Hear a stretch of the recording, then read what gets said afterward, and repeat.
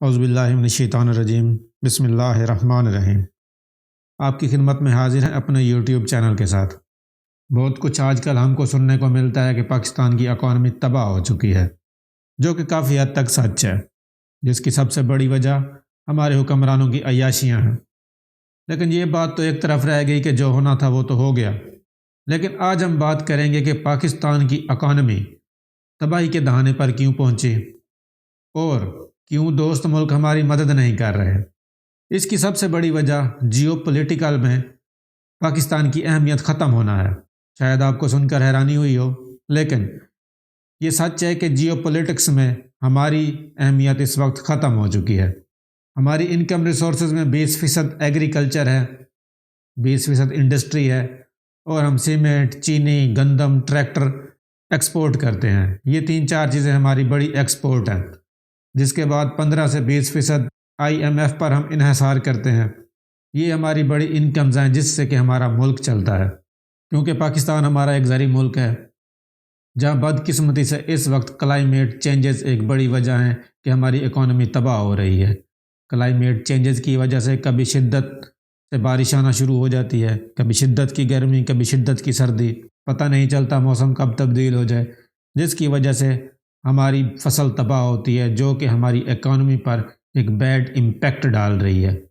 ہم انرجی اور ٹیلی communication import کرتے ہیں۔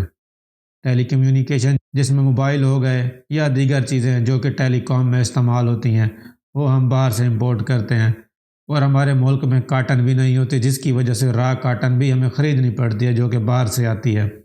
اور ہماری بڑی منڈیاں امریکہ اور یورپ کی ہیں، جس کے بعد گلف کنٹریز ہے۔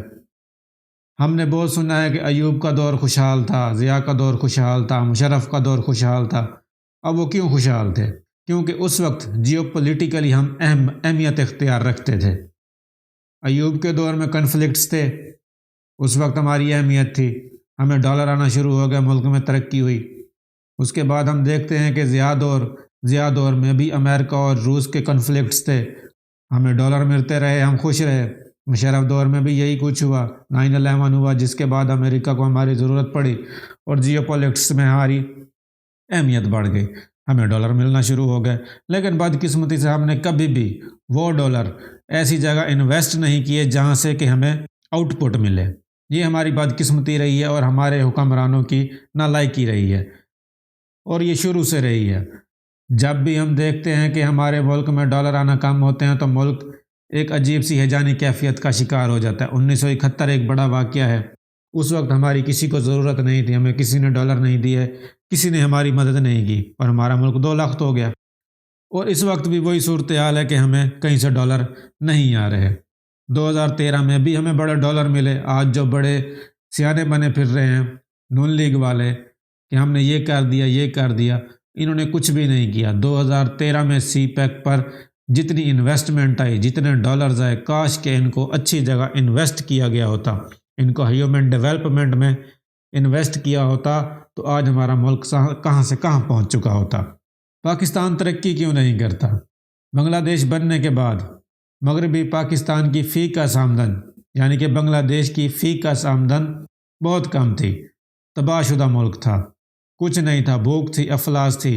لیکن 2021 میں ایک موڑ آ گیا، بنگلہ دیش نے ترقی کرنا شروع کر دی، اور آج ان کی آمدن پاکستان کی فی کس آمدن سے 50% زیادہ ہے۔ پاکستان میں پڑھے لکھے لوگ بھی بہت کم ہیں، لیکن بنگلہ دیش کی اب خواندہ آبادی، پڑھی لکھی آبادی 100% ہے۔ پاکستان میں پڑھے لکھے لوگوں کی آبادی بہت کم ہے، اور ہم اپنے پورے ریجن میں صرف افغانستان سے اوپر ہیں، باقی سب سے نیچے ہیں۔ اس حد تک ہمارے حکمران نااہل اور نالائق رہے ہیں، پر صرف 75% ہماری آبادی پڑھی لکھی ہے۔ دوسری طرف ہمیں کہا جاتا ہے کہ ہمارے ملک میں نوجوان بہت زیادہ ہیں، اس لیے اس ملک کا مستقبل بہت محفوظ ہے، اور یہ نوجوان جس کو محفوظ مستقبل سمجھتے ہیں، اس وقت وہ ایک ٹائم بم بن چکا ہے، کیونکہ اپرچونٹیز نہیں ہیں۔